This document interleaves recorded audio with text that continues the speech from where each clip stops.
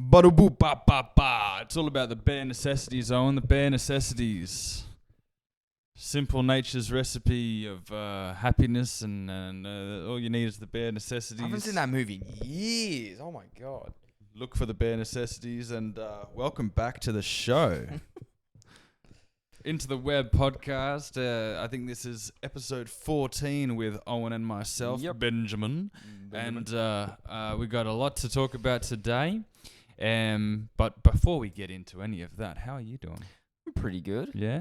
What's going on? Music. Music. Been doing a bit of music. You dropped something this morning. Yes, I did did drop something this morning. So yeah, been doing a bit of music. And then what you dropped this morning? just some hip hop stuff that I did. What's it called? Sorry? What's it called? Anti-Hero. Where can people find it? On Spotify and all streaming platforms. Yeah. So just been doing a little bit of that, kind of catching up in a way, because I've actually had a little bit of a backlog of stuff I've been working on with some people. Oh yeah, which is kind of good. So just like getting all that shit sorted. And then so finished I was saying it last week, the secret levels in the back rooms. There's secret levels? Of course there is. It was more like alternate endings. So this week on Backrooms Recap, what has Owen been up to in the backrooms? Yes. That's, for our listeners at home, in between episodes, you're just in the backrooms. I'm always in the back rooms. You leave here and you just face it, back into out of bloody back into the reality back rooms. The biggest problem was we were waiting for the four of us to get on. Yeah. It's hard. Yeah. No, but getting everybody in the back rooms at the same time. But we ended up. You never know when you're going to go to the back rooms. What was funny is we got everyone on, and the last two final endings took like 10 minutes. Oh, really? Yeah. So like the other night we were like, oh, should we keep going? Nah, we'll jump off and we'll do it like next week. Savor it. We'll do it next week, and then obviously couldn't get everyone on, so we ended up delaying, and then next minute you know it's like, oh, it's 10 minutes and we're done. We're like, oh. Could have just done that last week. Oh well. But these things happen in the back rooms. Yeah. There's another backrooms game we're looking at. Oh, is there? Yeah. I mean, I'm sure there's tons of backrooms games, right? This is. You watched the movie yet? No, I haven't. I tried to find a completely legal site to watch it on, but I didn't. No luck. No You're luck. probably gonna wait another month before it's on something. What about you? What have you been up to? What have I been up to? You still been cruising? I have. I've been flooring it around Japan. Just absolutely fucking lead footing it around the prefectures of Forza 6. Yep. I have been getting really deep into that game. I get why you were. I was about to say those 3 weeks you're like, cars driving around. Yeah. I'm not even a cars person. Neither am I. Like I have a casual interest. It's Forza, man. That game is those games. They grab a hold of you. The Horizon ones, especially, I didn't because I didn't realize it was going to be an open world thing. Yeah. And I'm going to Japan. I'm like, oh, well, I mean, I'll get the lay of the land. Like, when I went to LA, because I had played GTA 5 so much as a teenager, I kind of knew where I was going. Yeah. And I feel like it's not going to be this because Japan, like Tokyo's like the biggest city in the world. I think it's like a very compressed version Yeah, of it, and it's same thing with GTA. Like it's the same sort of concept, but you know where all the landmarks are. Yeah. So you kind of have like a guiding star of where to go. This is so arrogant. I'm going to be completely lost in Japan, not going to lie. But I'm going to have more of an idea than I did without playing the game. As much as it's hard to like compare it to other games because other worlds or maps in games vary game to game, but I honestly reckon visually it's like in my top 5. It looks stunning. Oh yeah, I mean I'm playing it on the Steam Deck and it still looks and runs. I played unreal. it on my Xbox Series S, which is like the lower tier Xbox compared to the mainline one. Yeah, still an amazing small console for the price too. It's amazing, and it looked phenomenal on that. It's crazy how good they've got this game to look. Yeah, on like every platform. Yeah, and it runs on every the Steam Deck. It's good. It like runs. I can play Red Dead 2 on it, for example. Like I can play PS4 level games on high settings. Yeah. I don't have all the ultra settings on it, but even just on the the baseline, preset, it looks unreal. And just the gameplay and like the gameplay loop of like as you were saying, the barn find cars. That's the thing that hooks me every time. As soon as because it took me like 4 or 5 days to get into it when it first dropped because obviously I was playing Lego Batman. Yeah. And then like other things was happening and I didn't get into it. And then when I played the first couple of races and then it was like, oh, there's a new barn find. It was like, bang, hooked again. Yeah. And then I was up for like you got some more rumors. Yeah, I was and like. And the treasure cars too. They're like trying to like look at the pictures and figure out where they are. Yeah. Yeah, Unreal game. Really enjoying that. I'm also playing. One of the boys just started up a new Minecraft realm. Yes. And it's because we've never beat the Ender Dragon as a group. Oh. Right. So this time we're like, all right, full communism, one track. Communism only works in Minecraft, and even then, it's kind of hazy. Yeah. What's funny is though, I was playing it last night, and we weren't on Discord or anything. We were just talking over the game chat because I was trying to get it to work on the Steam Deck as I was troubleshooting and making sure that Jade and I could play because it's like 3 sets of couples that are playing this realm. It censored me when I tried to say communism. I just typed in communism in the chat and it was like, you can't say that on this realm. And I was like, what? I didn't even know there was. I didn't think that was a bad thing to say. I thought that was just a form of society. I didn't even know in your own realm there was censorship. There was censorship, yeah. I was like, oh, that's crazy. Yeah. Because I was like, I hopped on, nobody was on, and I was just like making everybody armor and everything. So when people hopped on, I was just like, here you go, here you go, here you go. Communism. And it's like, you can't say that. I was like, well, it is. It is. That's what we're doing. That's kind of cool because even though that's an early on Minecraft thing, like when they added the main ending. Yeah. And the fact that you kind of get to experience that again, for a first time in a way. For the first time properly, like as a group too, and you know what I mean? It's where not like yourself where you're like, you're mining everything for yourself, you know what I mean? You're doing it as a group, which is really cool. Like, this is where the communism comes in. Yeah. Because every time we've tried to do this in the past, at some point we get sidetracked. I'm always like, you always got like the miner and the explorer and I'm the builder. Like I just get on and I just start building shit. Stuff, Like I just get zoned in on huge projects and I'm like, oh yeah, sorry guys, I can't go and help you out. But if you got any cobblestone, can you chuck it? Yeah. I'll take all your cobblestone. Everyone's mining and then they come through and there's like 64. Yeah, There's a whole chest of cobblestone. You're like, yes. My building materials. They're running around with a diamond sword and everything. Yeah, You're just like, cobblestone. I'm still on stone, but I'm just building. I love Minecraft. But then like each person will build their own base and at some point you discover a tunnel underneath your base with a massive amount of TNT and I'm like, oh, okay, somebody's got mutually assured destruction ready to go. Yeah, someone's got a DEFCON 1. Yeah. Big red button just in case the realm. We did that once in an old one of our first realms with the boys because a lot of our realms in the last probably 3-4 years have been modded ones. Yeah. Just to add new stuff. Like the last one we had, I told you, we had like Galactus in a final boss battle. It was cooked. Yeah. But our very first one was a vanilla one. Yeah. And it was really like awesome going back and looking at it because we started on spawn and we ended up building on spawn. So anyone new that came to the realm would come to our little community. And we had we built a courthouse because I had a Jeb and one of the boys that didn't jump on a lot came on and killed my Jeb. So we had a full court meeting and hearing and then he's a bit of a dumbass because someone filled his house with TNT and someone put a button with a sign saying press for a surprise. Blew his whole house up. Yeah. Fell for it. Yeah, he fell for it. Well, to be fair, deserved it. Killed my Jeb, so. Rest in peace, Jeb. Yeah. You rainbow motherfucker. Upside down rainbow motherfucker. Upside down rainbow motherfucker. I think I had the dinner bone thing on it too to make him upside down. So nerdy. Oh, yeah. Yeah. I had to like collect myself there. I was like, damn, you're a nerd. Minecraft, man. Minecraft kids. The other thing I got up to, I watched He-Man. Yes. Sorry, no. You know what's fun? So I went up to the ticket booth, right? I went up to the ticket booth to watch Masters of the Universe because that's what the movie's called.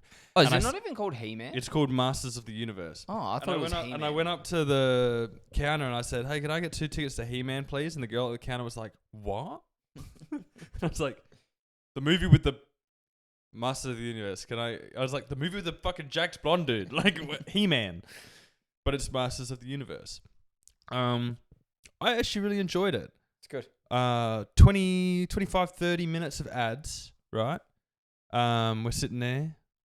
There's a guy. Didn't pay for Cinema Plus, did you? Yeah. there was a guy behind me that was just like, just put a Spider-Man trailer on. Just put the Spider-Man, or just put the Spider-Man trailer on. Like in between every like line of dialogue on the fucking ad, and because it was the ads, I didn't really care. But I'm like, if this motherfucker keeps going, I'm gonna have problems. Midway through the movie, just put the Spider-Man trailer on. Yeah, fuck. And I didn't know what these guys looked like either. They were like 15-year-old like nerdy kids. I was like, oh okay, I can't really like that flatten was these me little bastards. 10 years ago. Yeah, more than that. Yeah. 11 years ago. Ouch. Yeah, just put your age on the internet. There you go. Yeah, so they were playing the ads. It got to a point where like they were playing ads, and I was like, "Oh, they're gonna play the movie now? Yeah, fuck, another ad." And then the movie finally starts. Oh no, we get to the trailers, right? Yes. We get to the trailers. We get 2 movie trailers. The lights dim.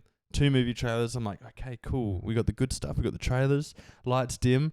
Before the movie goes on, 1 more ad. Just fucking shove another one in there right before. And I'm like, fucking Hoyts, man. Fucking Hoyts. Getting their revenue in. And then we finally watch the movie. About 3 minutes in, I'm like just starting to get invested too. I'm like, all right, this actually looks pretty sick. Like, I mean, the visually world's it looks cool. awesome. Lots of CGI. They probably didn't need to do so much CGI, but that's not here nor there. And then the fire alarm in the fucking theater went off. Pain. The screen just went grey, and it was like beep, beep, beep, and we had to like evacuate and go across the street and wait another. We didn't. So the movie was advertised at 9:30. We didn't start watching the movie until after 10:30. Wow. Yeah. For a fucking He-Man movie.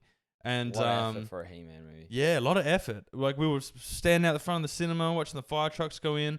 It's just one of the restaurants on the same street, like their fire alarm tripped or something. So it tripped everything. Yeah. And then like every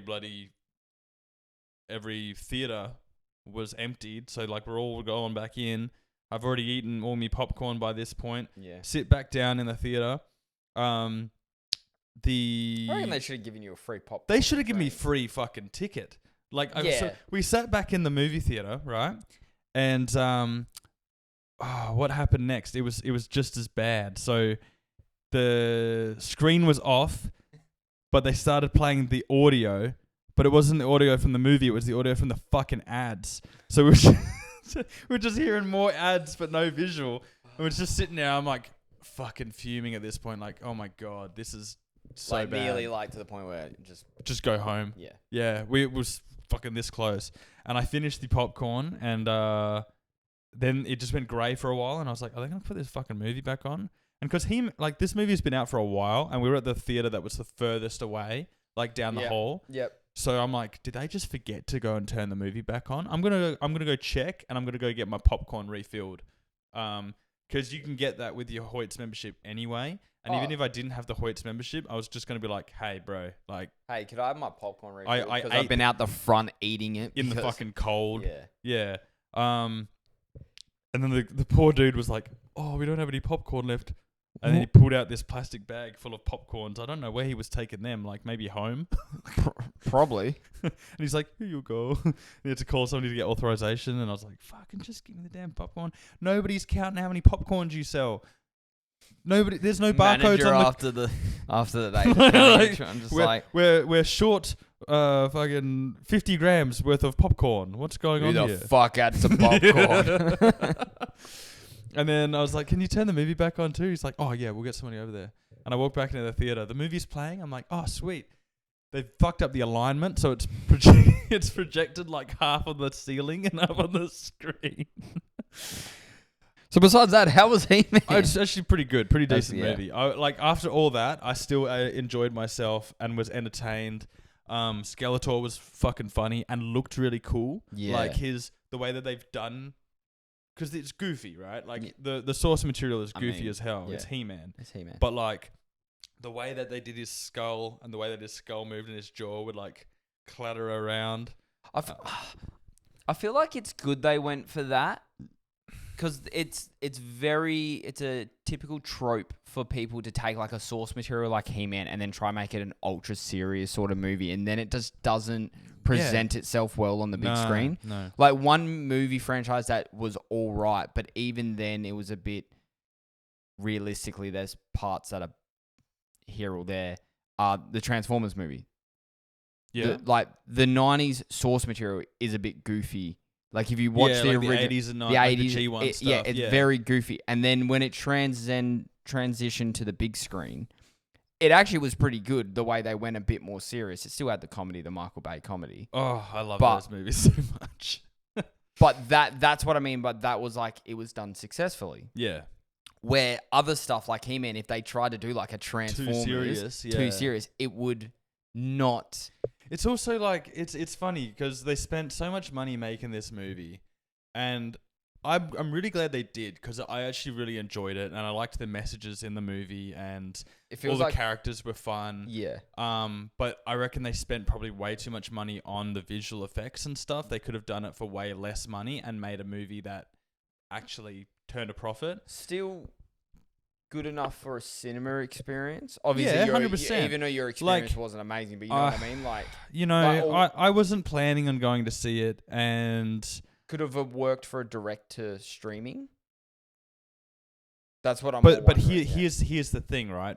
Because they spent like 200 million making the movie, you kind of need to put it. It needs to be something that is a theater going experience. Yeah. Otherwise, you just dump it on streaming, and it doesn't make fuck all money. Because I'm going to watch it, but I'm just going to wait till it's out on the streaming You probably platform. can't even watch it at the cinema now anyway. Yeah. Like, there was only 1:30 and 9:30 sessions. Oh, yeah. You were at the... That was me when I saw on Project Hail Mary. Yeah. I was on the back end of the show times. Because I got lucky and it continued showing. You know what? I'm glad that I did go and see it because it was quite an entertaining afternoon. Like, just the whole experience. The whole experience, the sequence of events. It was quite entertaining.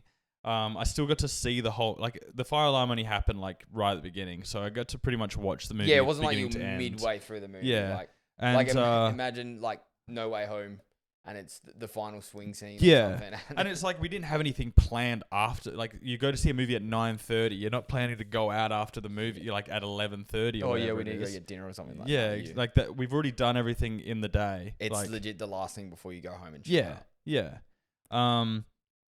But. Yeah, no, I really enjoyed it. I thought the guy that played He-Man was really good as well. Jared Leto. He was Skeletor, eh? Yeah, I think there's only... Oh, no. Isn't there another big actor in there? Idris Elba. Yeah. Yeah, Idris Elba's, what's his name? Man-at-Arms. Yeah. And he was pretty good in it too. He was, but he was also Idris Elba. I was getting, when I was watching it, I was thinking very much Thor Ragnarok. That's the sort of vibes the movie had, maybe like as far as tone and visuals. Influence. Yeah. It does look bright. It is very bright. There's some scenes in it where I'm like, oh man, this is actually, I'm so glad they CGI'd this because it looks so cool. And there was other scenes of like big spaceships and shit where I'm like, this is not necessary. Yeah. You could have done without any of this. But also, I don't know much about the source material, so that's not here or there. But I'd give it a solid, 7 out of 10. It's a entertaining movie. Because when I saw the trailer for it, there wasn't many actors that I knew. No, it was mostly like unknowns, which is good. I think the chick's from Riverdale. Yeah, she is. Yeah. And she's been in a few things post that show. Yeah, she was pretty decent in it as well. And then I knew Idris Elba was in it. Yeah, bro. I definitely recommend watching it at some point. Yeah. It's worth the 2 hours. Similar to me with the Mario movie. I didn't go to the cinemas to watch that, but I watched it when it came out on Netflix. Me and Tam sat down and watched it. Was it the first one or the second one? The first one. I don't think I've seen the second one yet. Oh yeah, okay. And we sat down and watched it, and we were both like, "Oh, that's a good movie." You know what I mean? Like, it was enjoyable, an enjoyable watch. That's a funny one as well because like all the reviews for those two, like the critic reviews aren't very high, but the audience scores are high. Yeah. And that's the sort of movie that I go into and I'm like, it's a Mario movie, man. Like it's it's exactly what it is. You kind of go in and don't switch off, but you don't go. Yeah, Oh, yeah. what? Nah, what? Like nah. it doesn't have the emotional depth of like a Pixar film. No, but it's an entertaining couple of hours of, like, a lot of people say it's a jangling keys movie. It's like, look at all these Mario things that are from your childhood. Be distracted about there not being a plot here. Similar to, like, in a way, like a Ready Player One. You know, that type of, that I feel like that's a genre movie in itself, where it's like you go, you watch, you enjoy. Yeah. And then that's it, you know what I mean? I really liked Ready Player One too, same. I actually really digged that movie. That movie also has the pool of being able to use all this source material. Yeah. That All makes the you idea. go, It was like Fortnite the movie, hey. Like it was literally. The other thing that I've watched in the last week was, obviously I'm watching X-Men 97 House of Dragon every week. Started that. House of Dragons. I started that. I'm 3 episodes in. Fucking amazing. How are you going with X-Men? X-Men, I think 4 episodes in. I kind of haven't been able to watch it the last couple of days. It's just me just getting distracted. Yeah. That's also very enjoyable. You know what I mean? Like both of those shows, right? Yeah. Like I'm having the same feelings week to week as I was when Invincible and The Boys and all that were airing at the same time. I'm like, oh, we're back. We're back to weekly. I've got a couple of good weekly TV shows. I did want to address, I think last week, Sam Neill passed away. Yes. Very sad. We watched Jurassic Park last night. Did you? Yeah. I recently watched all of them in the space of like 3 days, because it was just before me and Tam went and saw the new one? The new one in cinema. Such good movies, man. Oh, bro. Like, such good movies.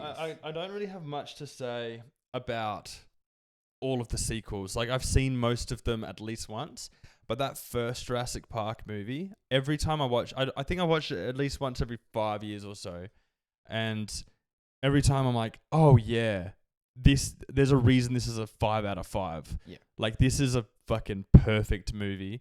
I think I'm the same. The first one I've seen countless times.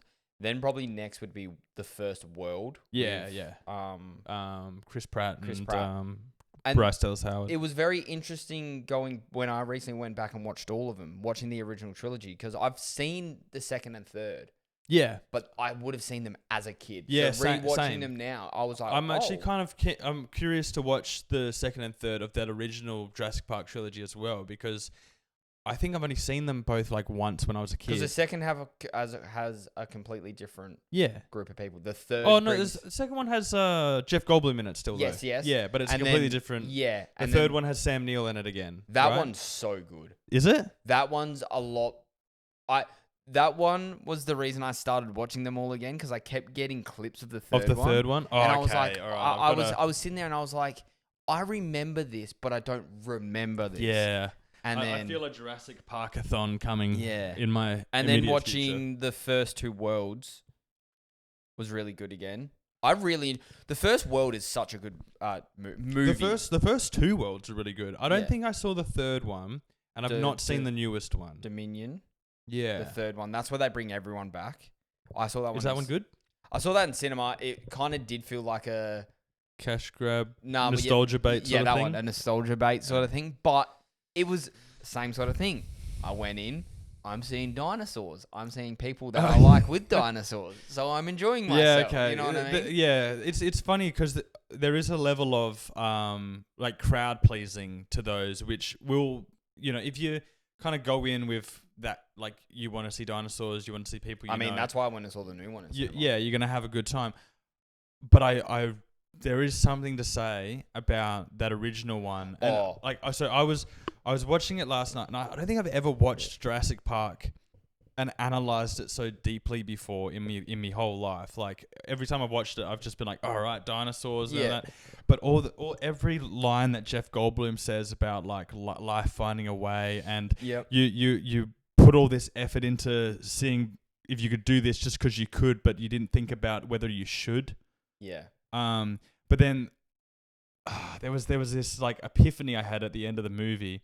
and this has probably been said before, but this is just my first experience of like actually kind of realizing it. So you've got like a parallel between the whole movie. Sam Neill's character doesn't like kids, doesn't want kids, has that whole standpoint, and toward like by the end of it, after he's been with the two kids for a while and he's protected them and he's made a bond with them, and like they're sleeping on him on the helicopter ride home before the credits roll, and he looks out the window and he sees a condor, which is an extinct bird, right?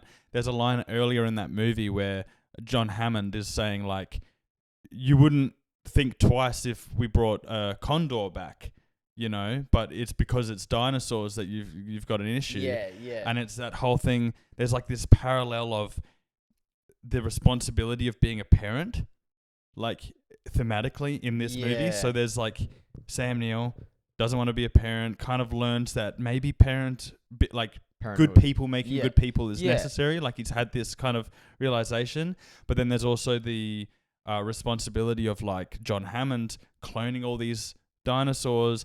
Every single egg has hatched and he's like gone, hello, come on, push, come out, get out of the egg. Like he's had this with the whole thing, but he's not been a responsible parent. He's not actually, because he's you know. I just thought that was really cool, and I just that's talk where about it a little bit. The first one has that charm where it's a perfect balance of cool visuals, especially for the time, amazing music, and then amazing characters. Yeah, and I feel like, for example, that's where and a story. Oh yeah, that is, it's not just like on the surface level, it's dinosaur theme park go wrong. Yeah, but there's so many layers to that. There's so much different stuff. And that's where the newest one, when I saw it in cinema, I feel like that's where it lacked a little bit because good actors, like Scarlett Johansson and all that, good actors, great actress, visuals amazing. That's one of the big points that I'll take away for going to the cinema to watch it. Yeah. Visually, it was amazing in cinema. Yeah, but the characters were kind of forgettable. You didn't have that. Not that you don't want them to get hurt, but you didn't have that like attachment you would with the first. Yeah. So that's where I feel like they've just lacked, and they've kind of gone. Or dinosaurs. Yeah. You know what I mean? That's kind of what... Because apparently they're making another trilogy out of that. I don't know. That's what stopped me from going to go watch that in the theater as well. But like, I mean, 2025 for me was like the return to going to the movies, like after COVID. Like I had seen maybe like 1 to 3 movies a year every year since COVID. Mainly like Marvel. Mainly like the big blockbusters or whatever. And then we saw Thunderbolts because it's a Marvel movie, and I was like, oh wow, this is the first Marvel movie that I've watched in a long time. Like, man, Shang-Chi was really good, but it's the first Marvel movie, and Spider-Man and Deadpool, Wolverine. Yeah. But it's like, what movie was I just talking about? Thunderbolts. It was like, it felt fresh. Yeah. You know that's my biggest. It wasn't nostalgia baiting in any way. It was fresh. It was all new characters. It was a good story. There was good dynamics and all of that. And then Superman obviously came out, and that was I love Thunderbolts. Superman is still my favorite movie last year, and that's what was like, oh wow. Cinema. Yeah. Like I'm back. I enjoy going to the movies. I forgot. After COVID. And hey, like, this is pretty cool. You get out of practice of going to see something on a huge screen with huge sound. It's because we were so used to being at home. Yeah, and everything was accessible. Everything's just wait till it comes to streaming. Yeah. But I'm like now, like if I hear a movie's really good, like there's a new movie that's just come out with Seth Rogen in it called The Invite, which apparently is really good. I think I've seen a trailer of that. One of the guys that I follow, John Campier, is just saying it, right? And his favorite movies were kind of the same as mine, tracking as like Project Hail Mary, Sheep Detectives, Obsession, as far as movies that come out this year so far. And that one's just shot to the top of his list. And I was like, oh wow, maybe I need to go and actually like check this out. And there's other things like the drama with Robert Pattinson and Zendaya. Like we went and saw that because it just looked really interesting. Like it wasn't based on anything big. It was just it wasn't like you didn't have all this source material. Yeah, it wasn't an established IP. Yeah. That was me with Project Hail Mary. Yeah, exactly right. I didn't know. Like, it's based off a book, I didn't really know what I... Yeah, but that's like... I didn't know about the book. Yeah. All I heard was good things from you. And then I watched one trailer, saw the visuals, and I was like, oh, space movie. Yeah. I like space. Yeah, I like space. And then when I went and saw it, it was probably my favorite movie of the year so far still. Yeah. It's still my number one as well. It's still just... Spider-Man's not out yet. Yeah, well, that's the thing. But Spider-Man has an automatic, like...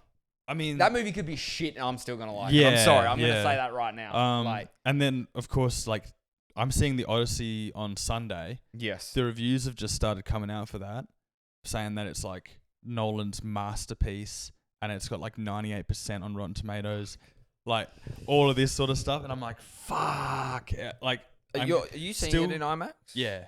I'm still tempering my expectations because obviously it's now been like uber hyped. Right, I'm a bit, I don't know, with the IMAX stuff.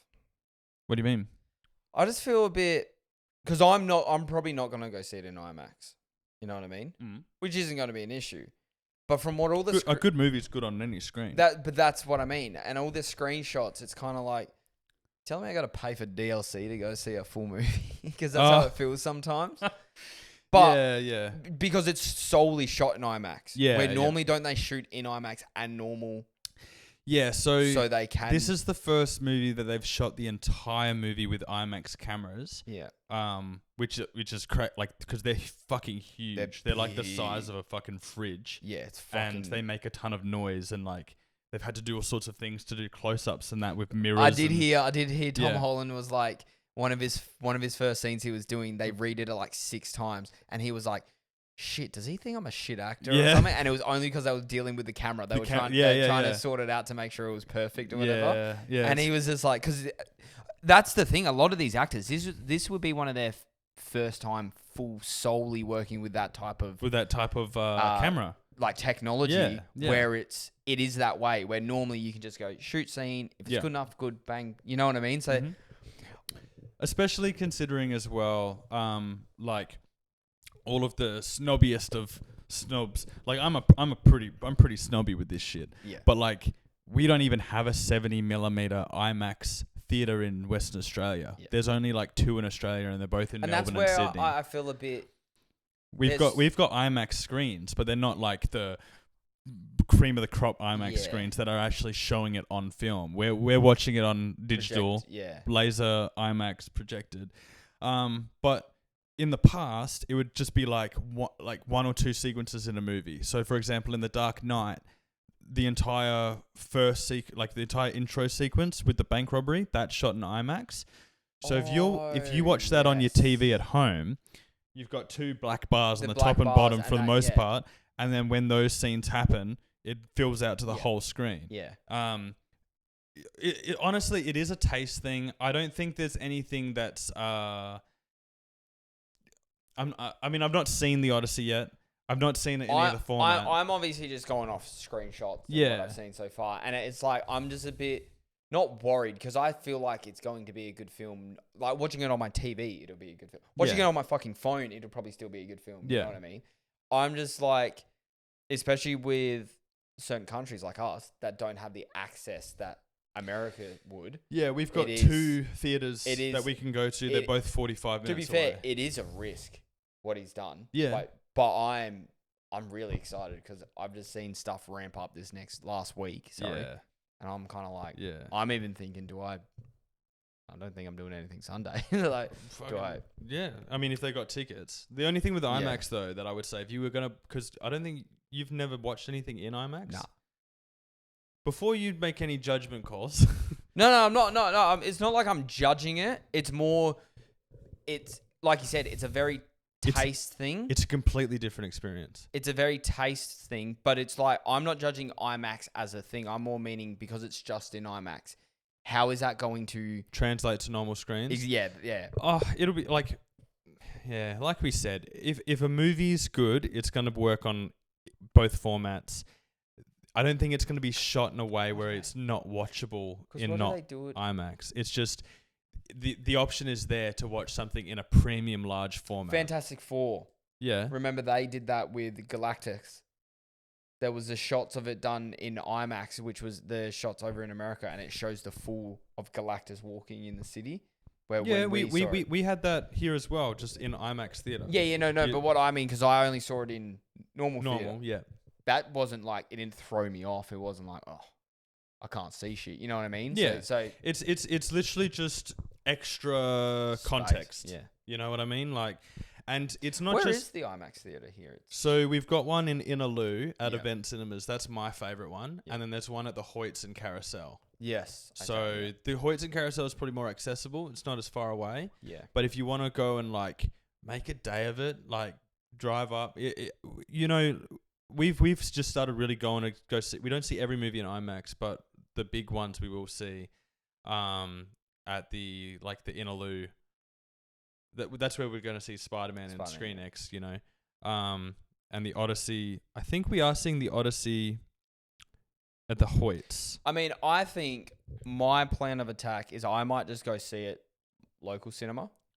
If I really enjoy it, Get an IMAX ticket. Yeah. go watch it again in IMAX. That being said, like, I understand it is more money to go and see a movie, but it makes it feel like an event. Yeah. It makes it feel like. I also feel like, because I think I'm gonna be soloing this one, because I don't think. Oh well, I don't think Tam's that interested. So. Yeah, just grab yourself a bloody IMAX ticket. Go. Every IMAX theater is a recliner.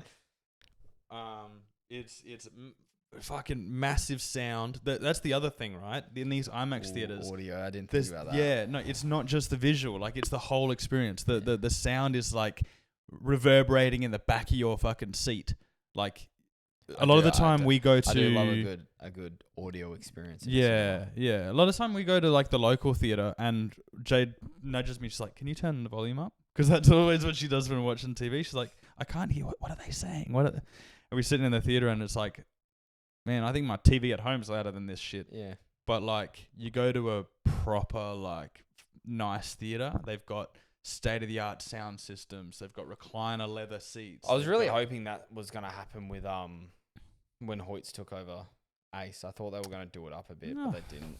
I mean, they just put more ads in front of the movies, and they slapped their logo on it. Slapped their logo on it, and then put more. Took away the free complimentary popcorn in the Lux.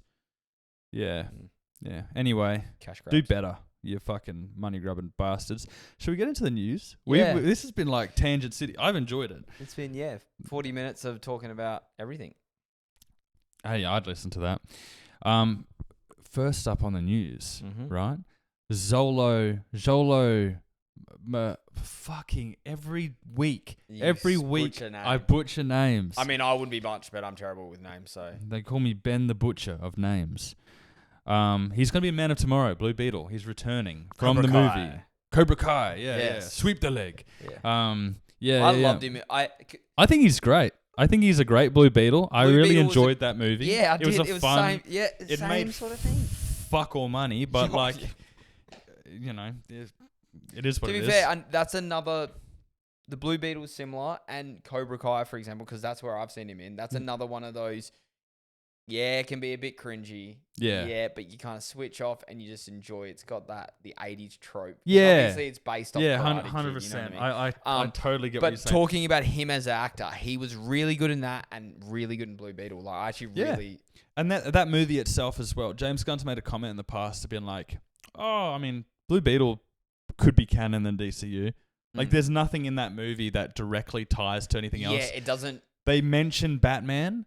But that could be any Batman. I think his uncle's like, Batman's a fascist or something. Yeah. And it's like... But that's what I mean. It's that could be any Batman. That's what I mean. When they make a movie like that in that universe, they could be like, oh, what about the guy that flies in tights in the sky? Something like that. Just a throwaway comment that doesn't need to be looked into like with all the lore and shit. Yeah, exactly. And you don't need to show anybody like on video footage, or you don't need to pay bloody... David Corenswet for a cameo or whatever, or back when this came out, it would have been Henry Cavill. Yeah. But I'm actually like kind of stoked about this news. This is another addition to this Man of Tomorrow movie that's stacked roster. Yeah. You've got obviously David Corenswet, Superman, Nicholas Hoult, Lex Luthor. Yeah. We've got now Jolo joining. We've got Guy Gardner, Jon Stewart from the Lantern series, Mr. Terrific. Metamorpho, I'm pretty sure, is returning. Hawkgirl's going to be in it still. And Plastic Man. Oh, yes. Matthew Lillard is in a unannounced Shaggy. role. He's Shaggy. I hope. He's just full power Shaggy. Remember that meme that was Yeah, going around during COVID? Yeah. Shaggy at 100%. That's the. Did you see that DC versus game or whatever it was? And he's in it. Yeah, literally. So yeah, I think this is really good. What are your thoughts? I feel like it just further deepens the world. Yeah. In a good way. Like now he doesn't. It's not like we need a new. Well, another Blue Beetle movie would be fine, but it's not like he has to recast a Blue Beetle, make a new movie, do that. It's like there's already that established thing. Yeah, that's you've got solid. a Blue Beetle movie. So just we'll ride along with that. yeah. And that I feel like that's what they kind of did with Peacemaker as well. Yeah. Like, because that's the other character that was in the DC EU Yeah. that's now going to be in the DCU. Yeah.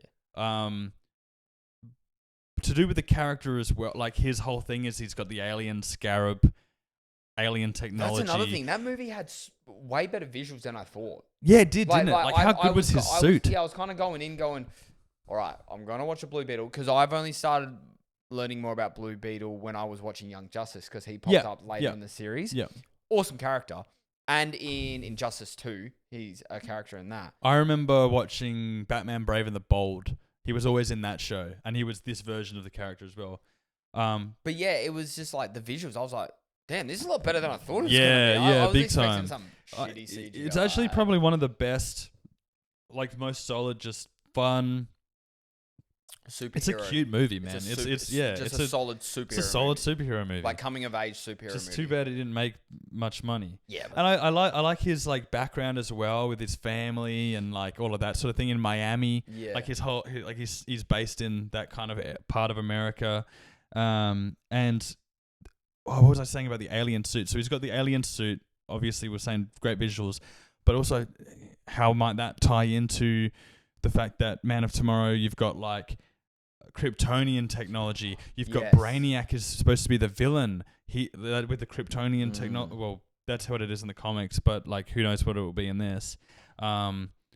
You've got Lex in his power armor. Like this movie's looking to be so comic booky and cool. It'll be I'm cool. Stoked. I'm keen to see him interact with all the other characters like Guy Gardner. Yeah, Superman, and all that sort of stuff. His lines with Nathan Fillion and Guy Gardner should be fucking hilarious. I reckon. Yeah, he's so funny.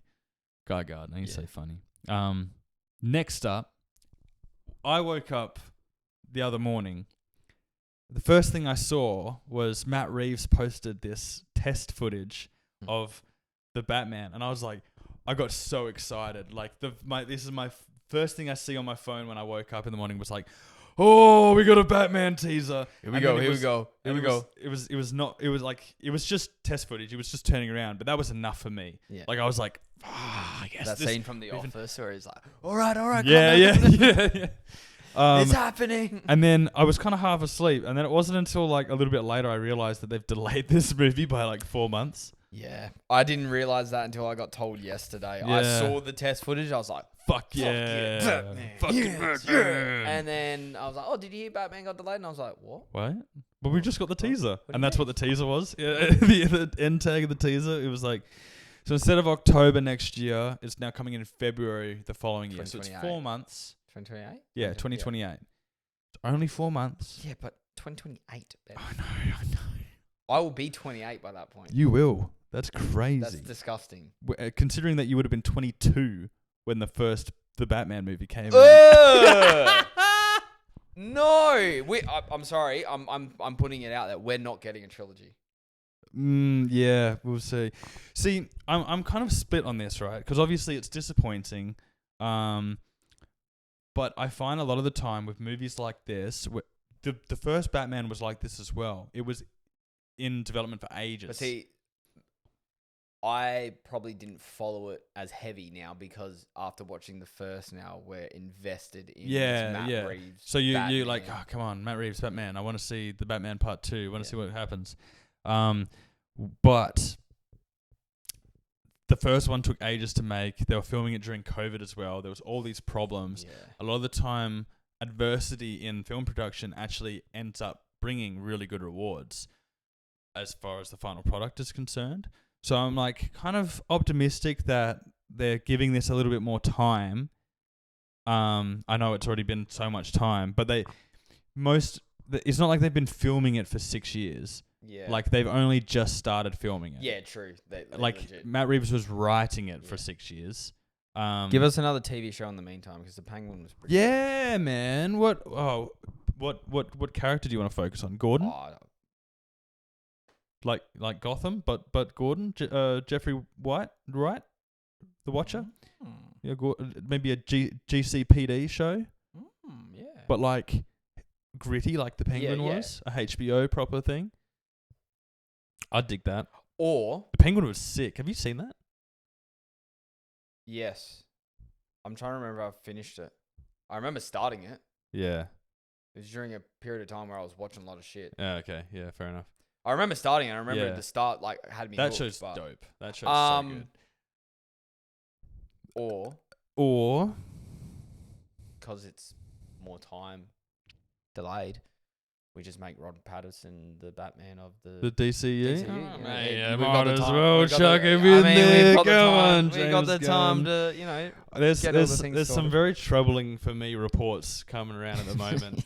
This is about the whole James Gunn. Yeah. yeah. We're saying all this and he's not going to be there. So Yeah. I mean, there's the James Gunn maybe not re-signing, but there's also James Gunn being like, maybe I'm just gonna have to direct this Batman movie. And I'm like, no. James Gunn, no, stop it. It'd probably be good, but yeah. I'd watch a James Gunn, like I'd love every movie that he's made, right? Yeah. But again, like I was saying last week or the week before, he needs to do one job or the other. He can't be doing both. Yeah. Both of those are full-time 24/7 jobs. You need to be either the Kingpin or whoever underneath. Oh, I thought you were gonna. Yeah, I was trying to the think, enforcer. Yeah, the enforcer. Or yeah. the Hammerhead. Hammerhead. Tombstone. Tombstone, that's the one, not Hammerhead. Yeah. The other question is, now that this is delayed, how many more movies is he going to be in? Oh, Because I think we got another 5. Yeah, because he's been in so much. I'm trying to think. I don't think I've seen most of them, and I've not even seen the way, all of them. I didn't realize Zendaya was also in. The Odyssey? Yeah. Yeah. I was like, fucking hell. Yeah. That movie's star-studded as Yeah. well. You got Matt Damon, Anne Hathaway, Tom Holland, Zendaya, John Bernthal, Robert Pattinson, Elliot Page, Lupita Nyong'o. I fucked that up, I think. No. You're flowing. Was that pretty good? I think I said that right. There's a lot of people. I could go on. Oh, South African lady, Furiosa. Yeah. You know who I'm talking about. Oh, that's really gonna. I'm bug actually me. really keen for Matt Damon's performance in this. Oh, he's getting a lot of buzz. Because he, like I said last week, he came out and said this is probably the best project he's ever worked on. Yeah. And Well, he's in some good movies. he's in some good He's movies. a good actor. The first movie he was in, he wrote and got an Oscar for writing. Yeah. Good Will Hunting. Yeah. Great movie. He's a great actor. Even like The Martian, I really enjoyed that. The Martian's great. Same author for The Martian as Project Hail Mary. Same guy wrote both books. Yeah. See, kind of a little bit of DNA across both of those things. Space. Moving on. Was that supposed to be my next story? I don't know, but all I'm looking at is Wolverine's head right now. So Wolverine, the game, had another trailer come out. I don't think I've watched the trailer. I've only watched more clips. Oh, okay. Yeah. Like the stealth.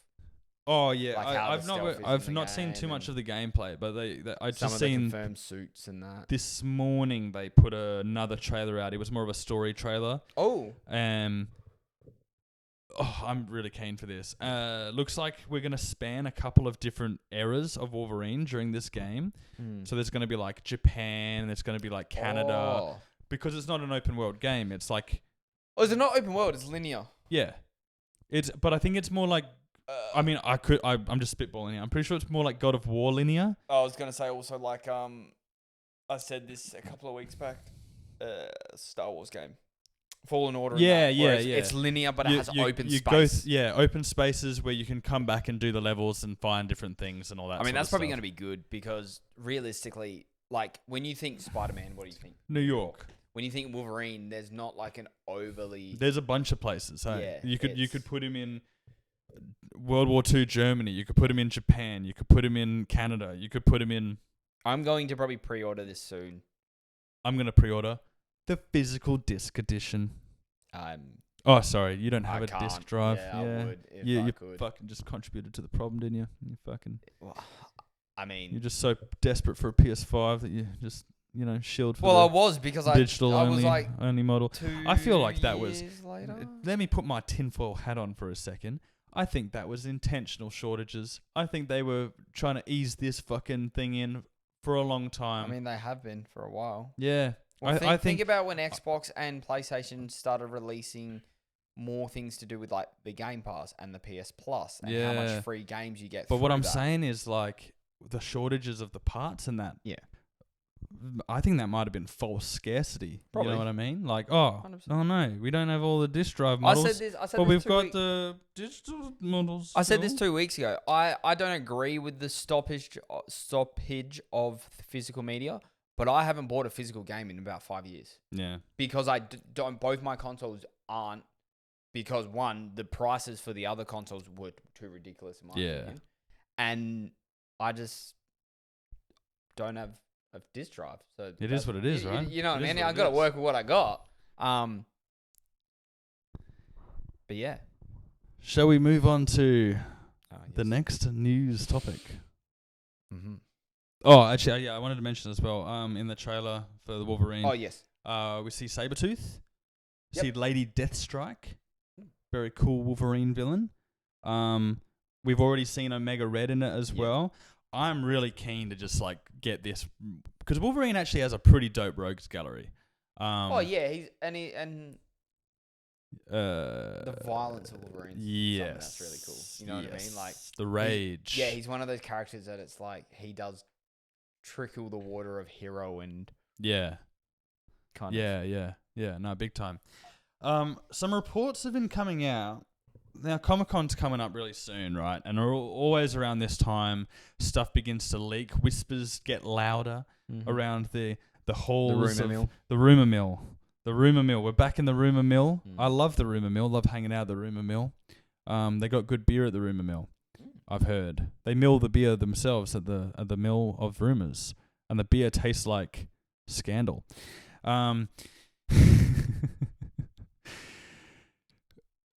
This name has come up. I have heard this. Earlier this week. None other than Adam Driver, Mr. Kylo Ren Mr. himself. Ben Solo.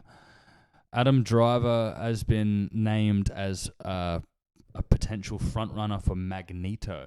Yes. Eric Lyncher in the new X-Men film, directed by the same man as directed Thunderbolts. Yep. What are your thoughts on that?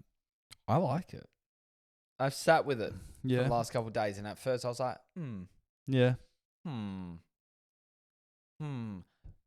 I feel like Adam Driver's a phenomenal actor. Mm. And I feel like if you cast a phenomenal actor as anything, it's going to be good, right? Like, Yep. You cast and My biggest thing with Magneto is it depends who Charles is.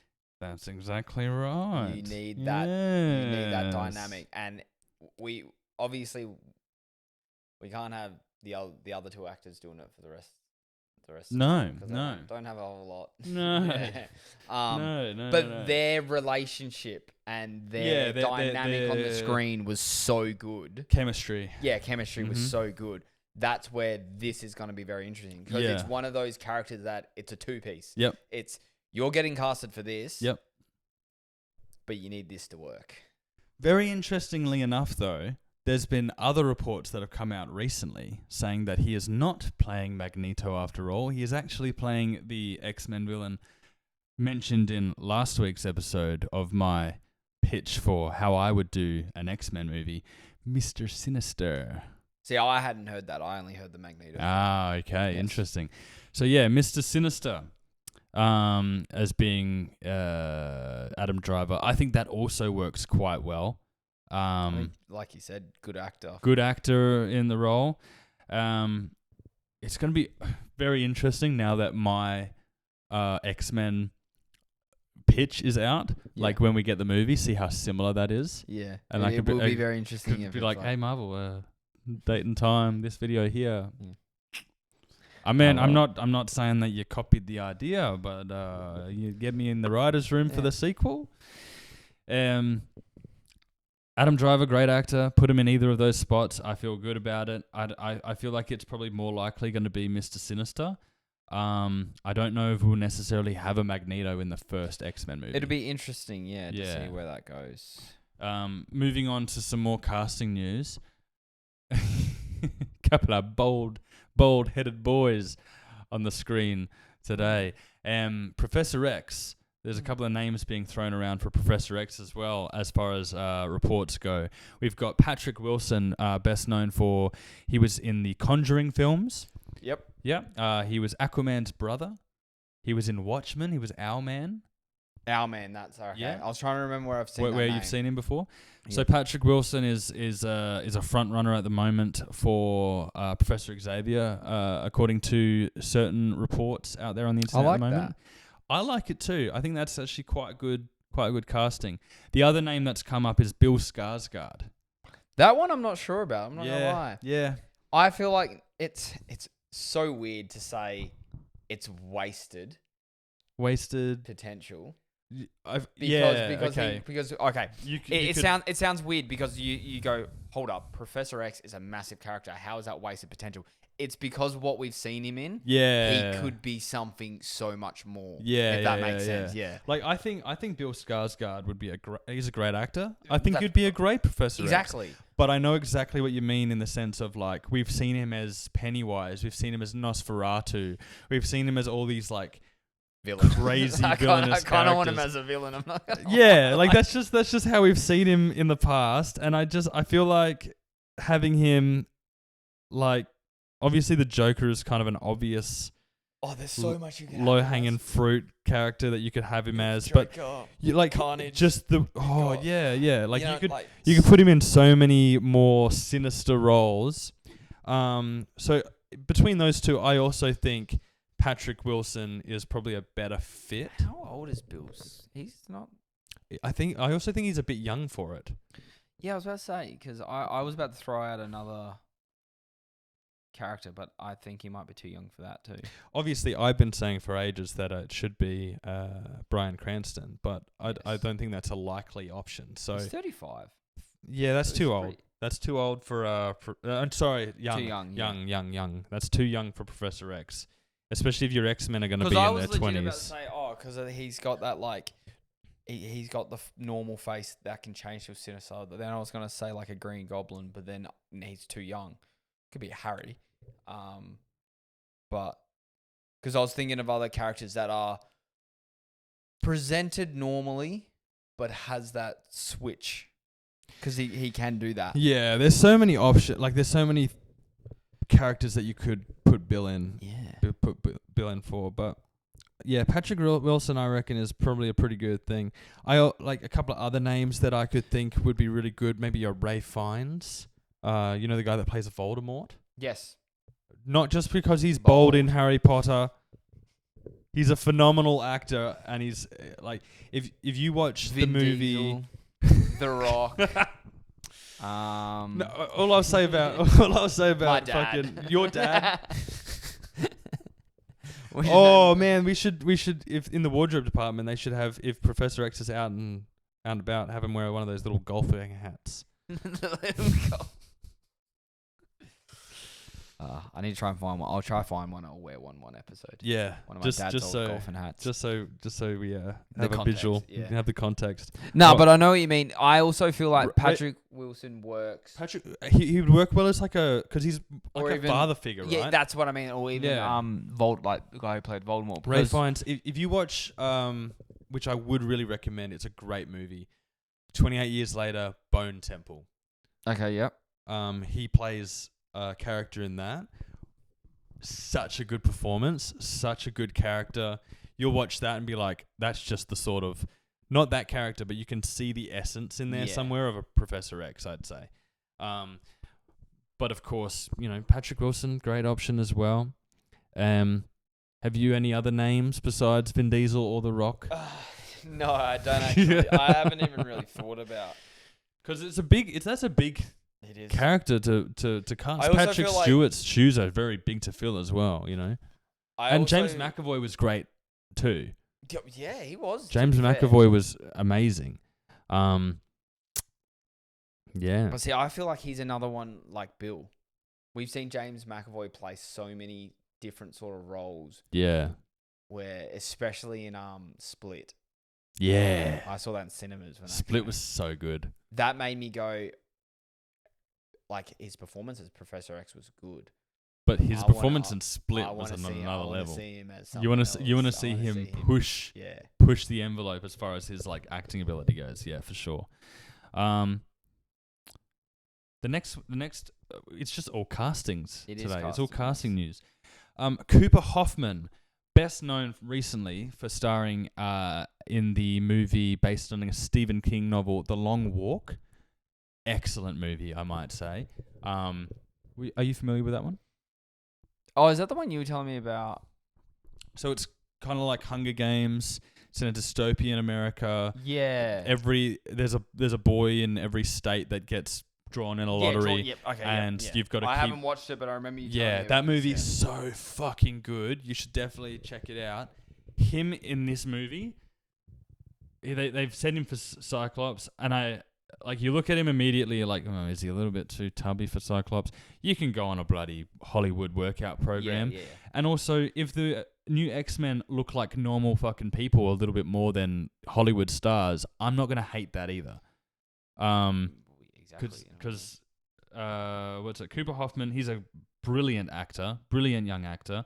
His role in The Long Walk, if you watch that movie and you watch him in that role and you think of him as a Cyclops, you'll think this is spot on casting as far as that character goes and how he should be portrayed. Somebody as who has the leadership, who has the empathy, who has the whole time in that movie, he's like encouraging everybody else to keep going. Yep. Like, you're in this competition, you only win if you're the last one walking. But yet this is the character in that movie that's getting I'm getting chills. Yeah. He's the character in that movie that's picking people back up as they're walking. Yeah, exactly. When it's like, realistically, it's meant to be just you against everyone else. Yeah. So I think if they get this guy as the new Cyclops, that's a home run, honestly. Kind of keen for them to get... I don't really want... That was my same thought process when Adam Driver was announced, or not announced, rumored. Yeah. I understand going for the bigger names. Yeah. Kind of want some unknowns. Not even like massive like some up and comers. Not massive unknowns, but people who might have some establishedness. Yeah. But not like a S level. And that's that's the other thing. There's so many actors out there that are on the same caliber as your Adam Driver, that you can pay half the amount of money, and then the perfect example is Superman. Yeah, I didn't know who he was before this. Great. Realistically, I probably have seen him, but I haven't gone. I know who that is when they announced who's Superman, and now he's a household name. Now when I went and gone Cena, I'm like, that's Superman. I feel like that's what these movies also should be. They should be an opportunity for lesser known actors, because you go and see a Mission Impossible movie. You're not going to go see a Mission Impossible movie because it's Mission Impossible. You're going to go see it because it's Tom Cruise. It's right? Tom Cruise's Mission Impossible. Little baby child thing. I feel like with known IPs, it's the IP that brings the audience in. You don't need star power. The characters are the stars. Well, you could say... Realistically, before 2015, you could have said the same thing about Tom Holland. Exactly right. Now he's a bloody Hollywood movie star now. I could walk down the street and say, Tom Holland and someone would be like Spider-Man. Spider-Man, yeah. In this, in that. The only thing I'd seen Tom Holland in prior was The Impossible, and I didn't even know he was in that because he was like 10. Yeah. And I watched that movie. Was that the tsunami movie? The tsunami movie, and it had Ewan McGregor in it. That's why I watched that movie. Yeah. Because I'm like, I'm gonna watch Obi-Wan Tsunami. Obi-Wan Tsunami. I'm gonna watch Obi-Wan Tsunami. Survivor Tsunami. But yeah. But that's what I mean. Yeah, Tom Holland, he got his chance, and now it's Tom fucking Holland. Yeah. You know what I mean? Like, it's an opportunity for up and coming actors or lesser known actors to grab that brass ring and pull themselves into notoriety. Who else was in the running? It was the guy who ended up being in the Hunger Games. He was in the running. Hutchison. Oh yeah, Hutchison was in the running. Dylan O'Brien, the Maze Runner guy, was in the running. And that's what I mean. They were already not. I'm not saying Tom Holland wasn't established, but they were. No, he was not though. He was not established. They were actors that had been. He was in the Hunger Games. Yeah. He was in the Maze Runner, which were pretty big movies for the time. Yeah. Where Tom Holland, they were just like, all right, we'll give this kid a go. Next thing you know, now he's Tom Holland. He's, you know what I mean? Yeah, Tom Holland was doing like he owns plays. the Sony studio pretty much now. Yeah, 100%. So yeah, I like. He's only been in a couple of other things. Cooper Hoffman. I think he'd be great. Yeah, I think he'd be absolutely great. But that's all I've got for the news. That's everything for the news. That is everything for the news. Yes. So without further ado, I'd say we have a very quick break because I need to take a leak. Yeah. And then we'll get into the main topic. Yeah. All right. Easy. Good. Are you pausing that? All right, cool.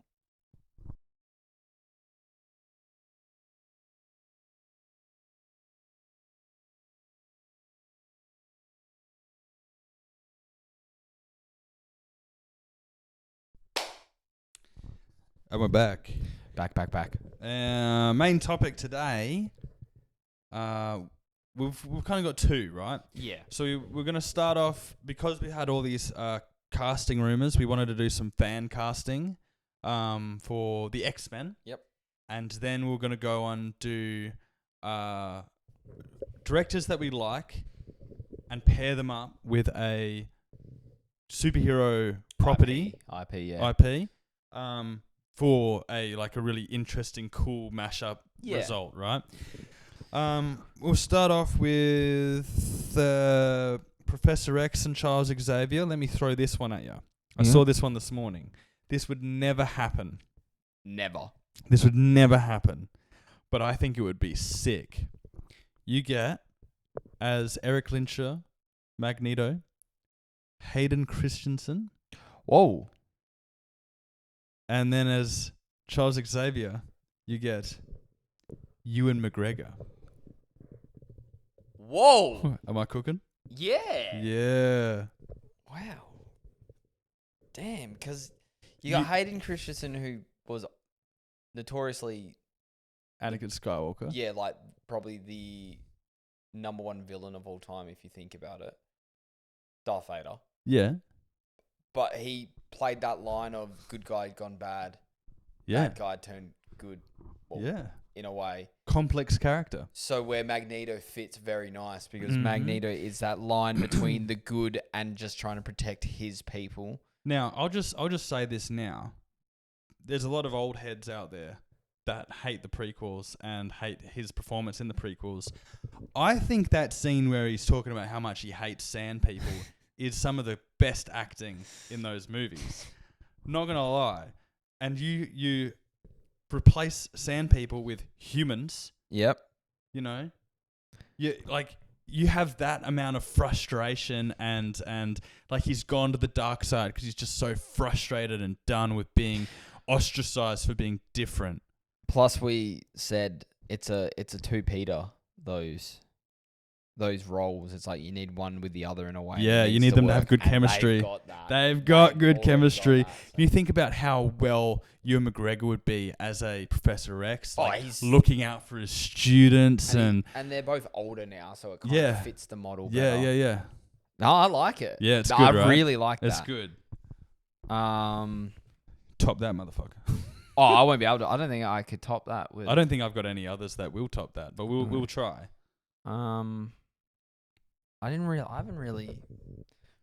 Should I throw some characters at you, and then you can think about some actors? Well, I was thinking like, but he might be too old now. The fella that we were talking about him last week or the week before, he's always been teased for Batman. Oh, which one? Alan Richardson? Yeah, is that the big one? Yeah, is that the one like that beat up the dude? Yeah, yeah. I was thinking like Colossus. Oh, that's good.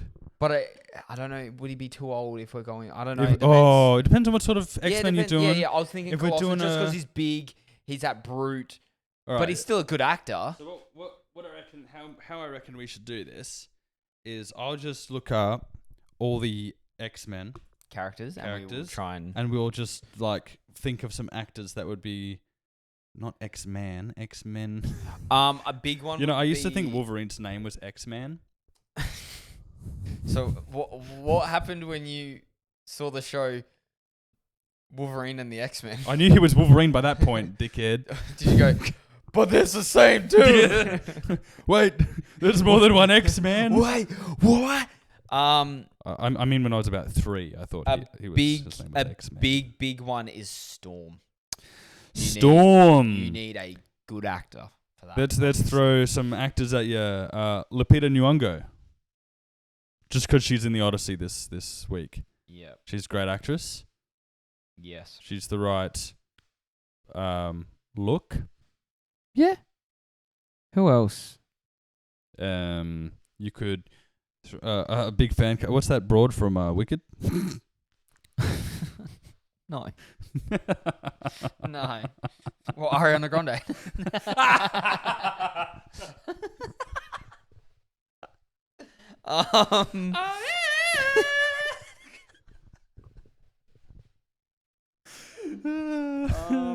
That'd be wicked casting. I still like your Kitty Pryde. Is that the chick from Obsession? Oh, Nikki from Obsession. Yeah, that's a good one. I feel like that's already that's a pretty good one. I'm sticking by my the fella that plays He-Man as Angel. I can't think of anybody that'd be better. Yeah, I've kind of fixed him in that role, and if they cast anybody else, I'm gonna have to take a minute to get used to it. Because I recently watched A Night of the Seven Kingdoms, the fella in that as Beast. Yeah, I see that. You know what? I think him as Beast is good. I also think him as maybe a Colossus would be good. No, he's not. He's tall, but he's not big. No, Beast for sure. I also like Jesse Plemons for Beast. Who's Jesse Plemons? Jesse Plemons. I'm pretty sure. Remember in Breaking Bad, the guy that shoots the kid?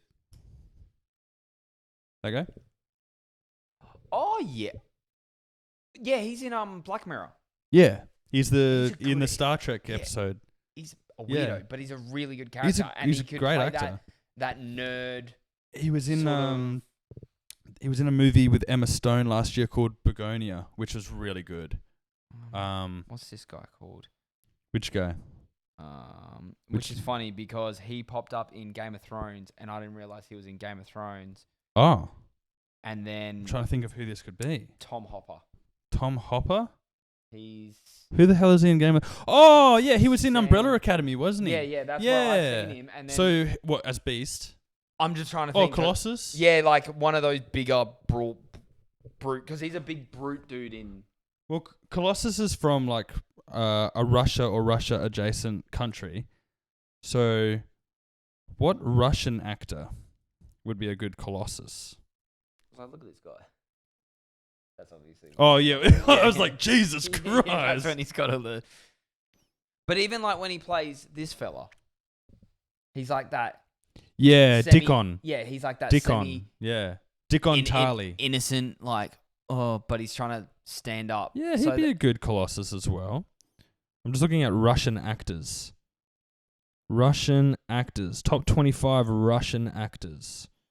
Give me a good Russian actor for Colossus. Anton Yelchin? Nah, he's not big enough. I mean, you can CGI it, but you want it to be believable still, don't you? Oh, wow. All these guys look very Russian. You know what I mean? Oh, this guy's Irish. I was going to say. Alexander Skarsgård. He's not Russian, but Alexander. You know the guy that played live action Tarzan, and he was in the Northman. Yeah. Alexander Skarsgård. This guy. Yes. He'd be a good Colossus. I reckon. Who else is there? 4 or 5 moments is all it takes. 4 or 5 Gene. moments. Oh no, Gene's pretty much already casted. Maybe. Yeah, Sadie Singh. Yeah. I wouldn't bother casting Yeah. that one. Yeah, we're pretty much sold. So we got I like Cooper Hoffman as Cyclops. We've I also like Patrick Schwarzenegger as Cyclops. Yes. I like there's Rogue? there's a bunch of Rogue. Now there's a couple of names that I've seen floating around for Rogue.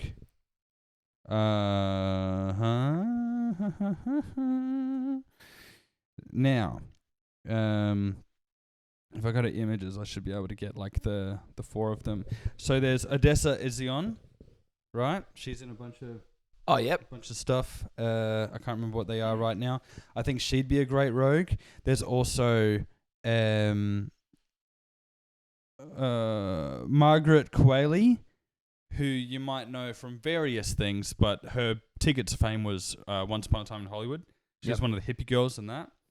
She'd be a great Rogue, I think. She's actually probably one of the people that I'd say is the best fit. People are saying there was that girl from that movie Companion. She could be good as well.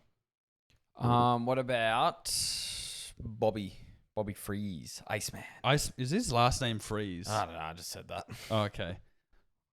Bobby Drake. That's his name.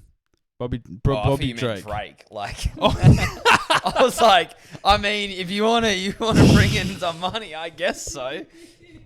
It's Iceman. Yeah, Drake is Iceman. He is. Yeah. He spits bars. Yeah, I feel like. Oh, I'm trying to think. Like, I feel like a younger actor. Iceman. I'm trying to think of actors that I've seen in things recently where I'm like, man, that guy's good. Iceman. Man. Anybody in like a teen show? You watch any teen shows? No, I've just been watching like House of Dragons and. Is anybody in House of the Dragons? I've only watched 3 episodes, but there's no one I can think off the top of my head. No. Yeah, no. Nightcrawler. You know who would be good at Nightcrawler? Who's in House of the Dragons? The guy that plays Sir Kristen Cole. Have you seen Sir Kristen Cole yet? I don't know. Have you seen Rhaenyra appointing her own Kingsguard member? Oh, the guy from the Dornish guy. Yeah. Yeah, Right? Yeah, Kristen Cole. Yeah, because he's got that. Yeah. Yeah. Okay, yeah, I fuck with that. He's got a little bit of a foreign element to him. And I'm not sure what kind of nationality Nightcrawler's supposed to be. I think he's supposed to be like German or something. But I think that'd be a good one. Yeah, that's a good one. But also, I do feel like Nightcrawler, he needs to be more of like a slender sort of character. He needs to be like more of a agile. Kristen Cole's a bit of a broader, but like you said, just sort of dude. Just some Hollywood diet, man. Oh yeah, just juice diet or something. Yeah. Are we going to go for a Gambit or? Yeah, I think so. Who would be a good Gambit? Channing Tatum. Jonah Hill. Jonah Hill, what a twist. He's skinny now. He is skinny now. But I want fat Jonah Hill as Gambit. I want fat Jonah Hill. Give me pictures of fat Jonah Hill as Gambit. Who'd be a good Gambit?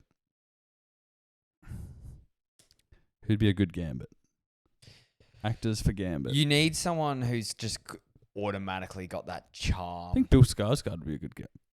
No. He needs a bit more charm to him. Needs some charm to him. What have I seen recently? Who's an actor that like just has a bit more? Jacob Elordi would be a good Gambit. Bit tall though. Everything that people fan cast Jacob Elordi at, I'm like, he's a bit tall though. You gotta fit him in frame. What are you gonna shoot him in IMAX? Fuck's sake. You gotta go watch it at a normal cinema and his head's fucking cropped out. like the old cartoons. Yeah. Yeah. Fuck, you know. This one's a hard one. What's his name? because he's already been in a Marvel thing, but that doesn't really matter. Oh, it doesn't matter.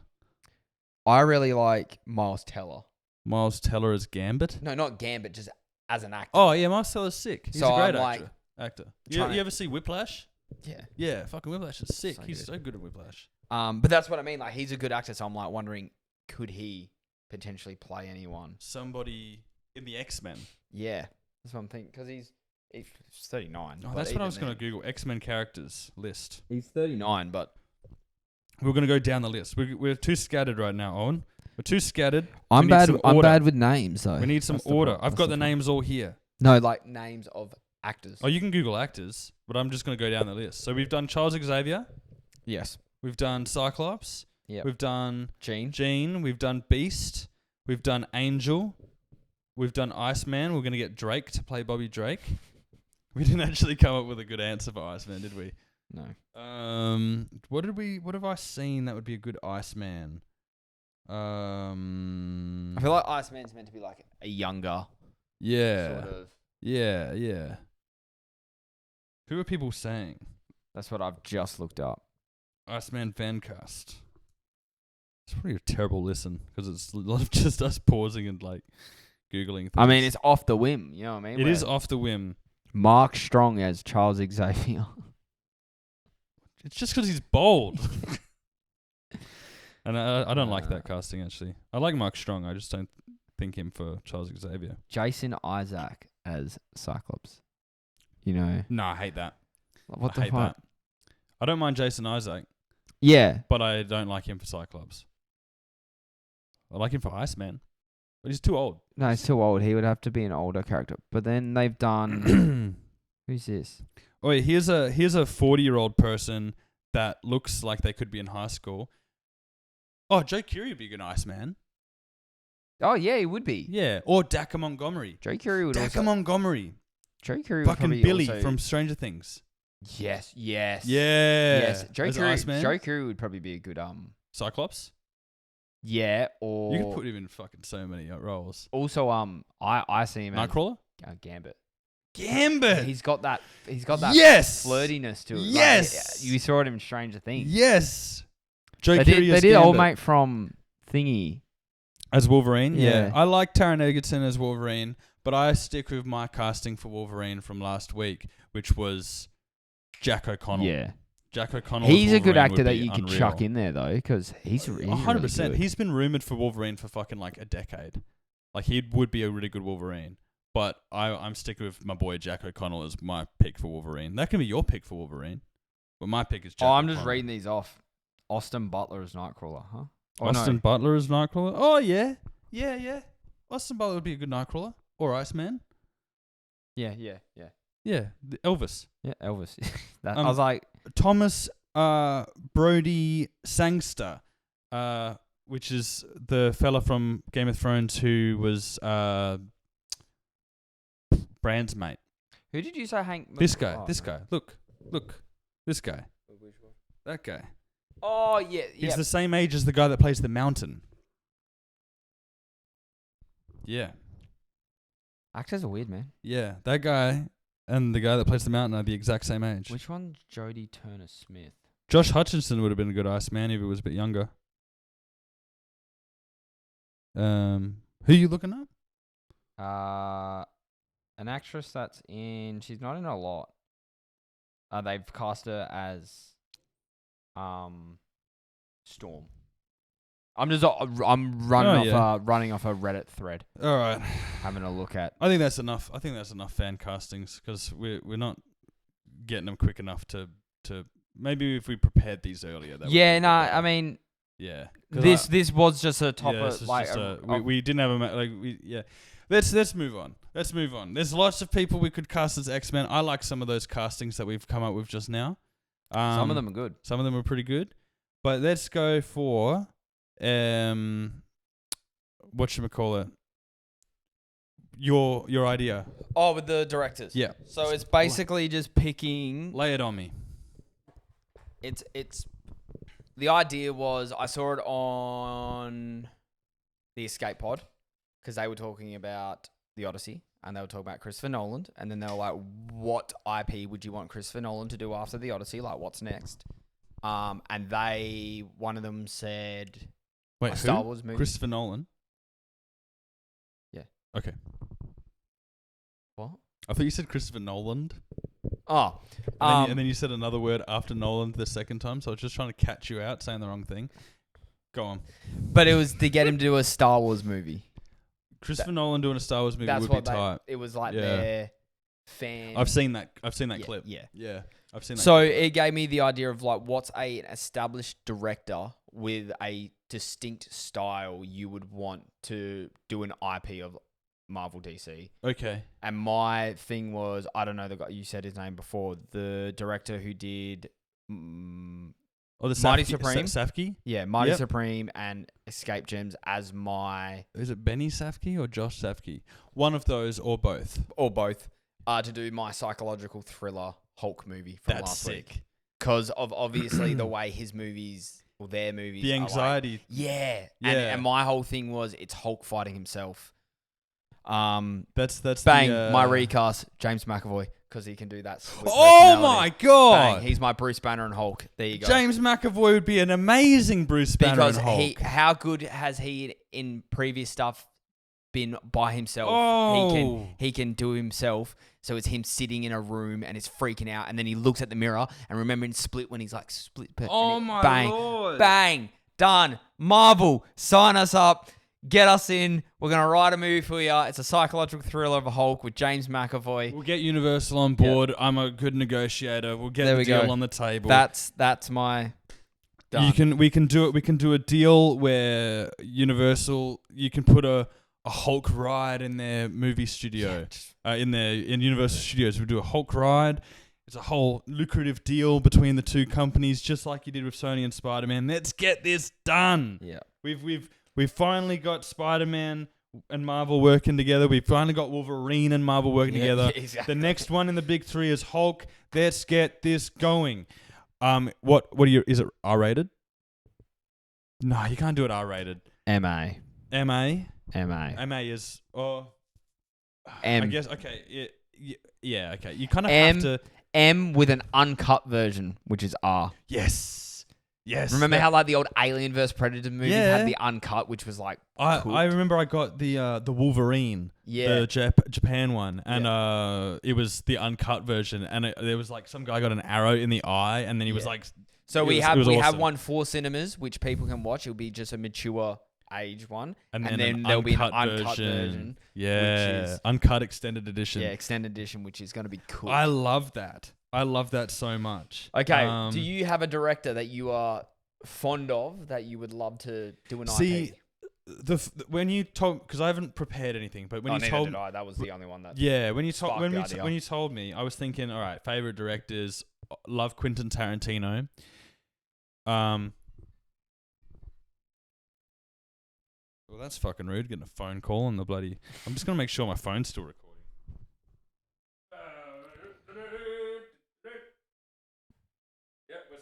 All right.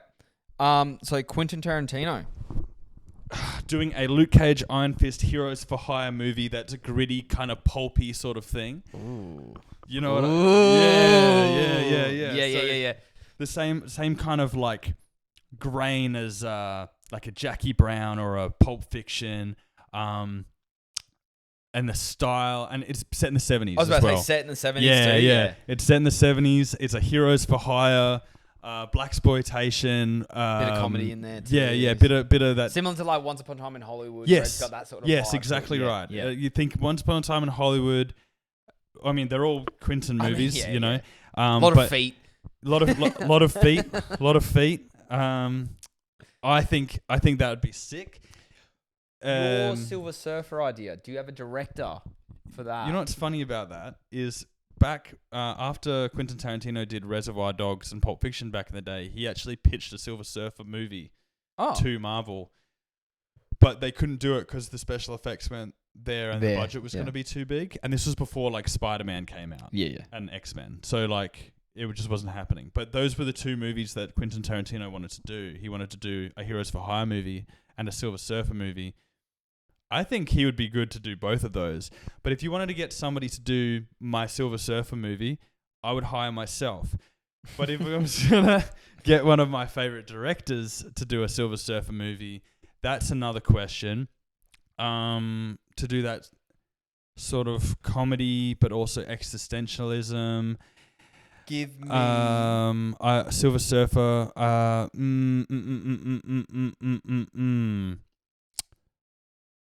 What's the guy that did the 40-Year-Old Virgin and Pineapple Express? John Apatow. Yep. Apatow, yeah. With Seth Rogen on writing. Yeah. Yes. Yeah. Yes. In the room with me writing it. Yeah. We can smoke up together. And, I was about to try and do a Seth Rogen laugh, but I can't. there you go. Yeah, no. Because he also did writing on The Boys? Or He did, yeah. Invincible? He was an executive producer as well. On The Boys? Yeah. And he's... And Invincible. And Invincible, yeah. Yeah, he's a fan. Yeah. Yeah.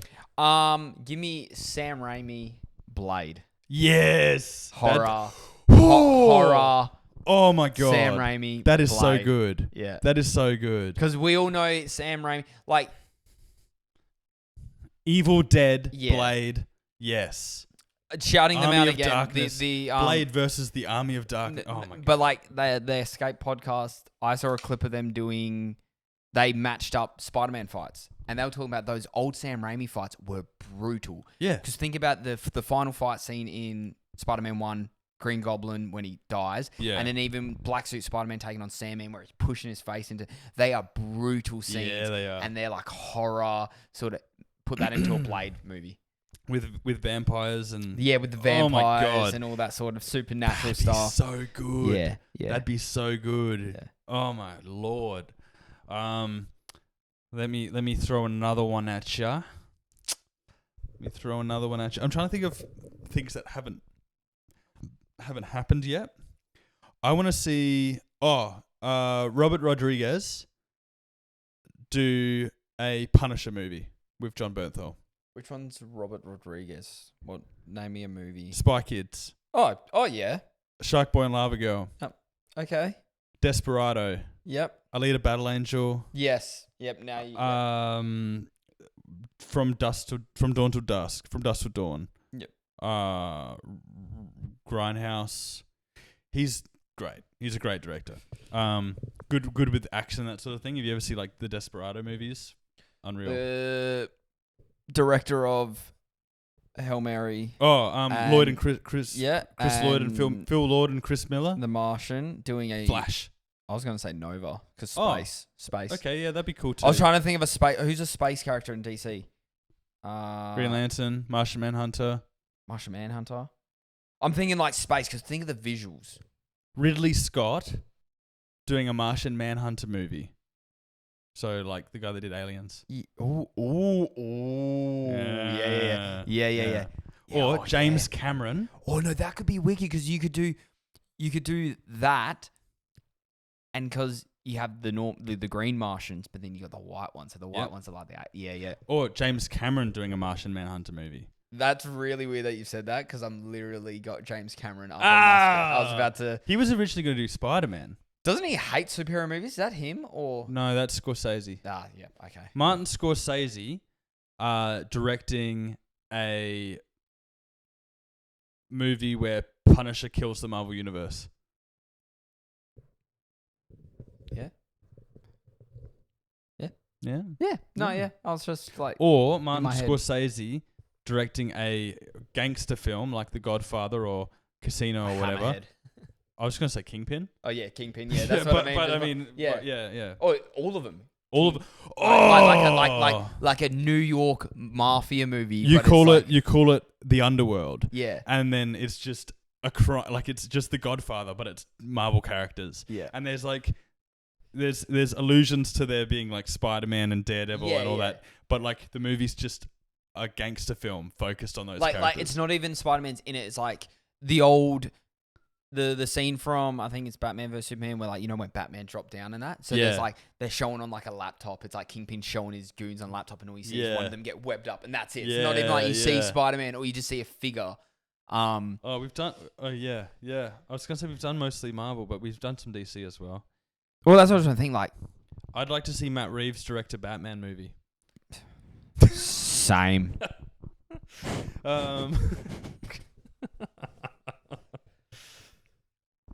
Who else we got? Tim Burton. Who should we get to that'd be Doctor like... Strange. Tim Burton do a Doctor Strange. Yeah, that's very stylistic. I want to. Tim Burton, Doctor Strange, cast Johnny Depp as Doctor Strange. Ooh. Tim Burton, Flashpoint. Tim Burton, Flashpoint. Yeah. Hell stylized. Like, think of the old Batmans, but hell stylized differently, like the Flashpoint movie. You know the Flashpoint storyline where you do it hell weird because it's all different. You know what I mean? It's a whole different timeline. I'm just trying to. Yeah. Think of like Bruce's dad as Batman. Yeah. In that sort of like different looking suit. Nice. Like you start it normally, and then because he does Flashpoint, it's like this wonky sort of world. You know what I mean? Yeah. Yeah.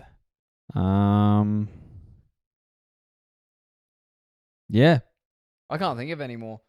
I think I had one before, but I forgot. It was another horror sort of one. Robert Eggers, the guy that directed like The Lighthouse, The Northman, Nosferatu. Yes. I just like him. Doing a... I was going to say Werewolf by Night movie, but he's got a movie called Werewolf coming out this year. Doing a... Ghost Rider. Ghost Rider. Ghost Rider. Yes. I wouldn't mind a good Ghost Rider movie. Yeah, have a nice, good new Ghost Rider movie. Who'd be good for a Daredevil? Like a movie? Yeah. What director would you pick for a Daredevil? And cast Michael C. Hall. I love that casting. It's so good, right? Good. Like an older man Daredevil. Or do it like we don't have to do this right now. This is fan casting.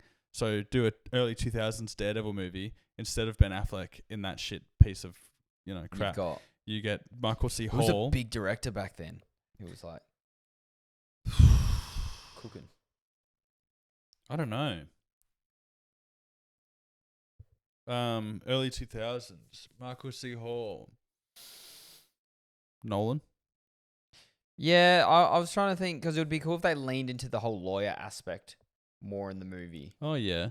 So that sort and also like how his powers are as well. Yeah. Yeah. Michael C. Hall's such a good fan cast for that. Yeah. Because I just think about him in Dexter. Yeah. And like, just the feel of a self-narrated Daredevil movie. With his voice. With his voice doing the narration. Yeah, holy shit, yeah. Oh my God. My dark passenger. Yes. Fuck. Forgive me, Father, for I have sinned. Oh, Dexter's so good. I love Dexter. You see, there's another season coming again? Yeah, of the Resurrection. Have you watched all the new ones? Yeah, I'm full up to date. That's one show I'm always up to date because ever since watching... What did you think of the Resurrections? So, the first one, the Dexter, for me, is still obviously number one. Yeah. The sequel after that, the one in the snow. There's the snow one. Dexter has a son in the snow. Dexter don't eat yellow snow. It was all right. Yeah. It was kind of cool just going back to Dexter. Yeah. It did ramp up. Like, because the first 3 episodes, it's like him. It's similar to like Daredevil. How it's like you're waiting for him to suit up. The first 3 episodes was him waiting to kill again because he hadn't killed in a while. You're like, just wanna come. And then when he did it, you're like, oh fuck, he's back.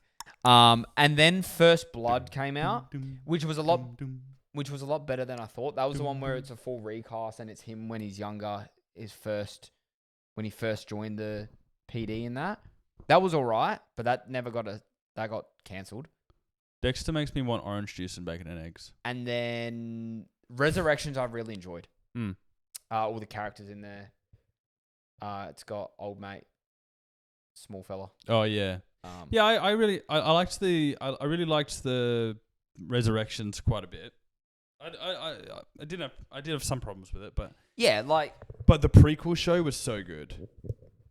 Is that the one I was saying how it's the recasted? Yeah. Yeah, no. Yeah, that's the one that got cancelled. Yeah, reason which was I'm like, stupid. come on, man. That show was so good. I really enjoyed that. The actors were really good to portray the characters they were portraying, in a way. Yeah. Especially like just thinking about the original show where every time it was a flashback, you just chucked a wig on Michael C. Hall. So good. That's just the what's the charm of the early 2000s. Yeah. That show's so great. But yeah, besides directors, I can't really think of any. Yeah, I think we've gone through a significant list. And I think we should leave it there. Yeah. I don't have anything else planned for the show. Bit of a tangent city, this show, but it was fun. It was good conversation. It was some of it was off the whim, but put in the comments if you've got any ideas for fan casting for the X-Men. What's your X-Men fan cast? What director would you like to see with what Marvel property? We want to hear or DC property. We want to see all the things in all your ideas. Very curious about that. If you liked this episode, give us a like. Yeah. If you want to see more episodes or get notified whenever we post a new one, hit that little bell icon. Yeah. Subscribe, hit the little ding-a-ling. The little ding-a-ling. Ding-a-ling-a-ling. And yeah, I think we'll wrap it up. Said, yeah. All right.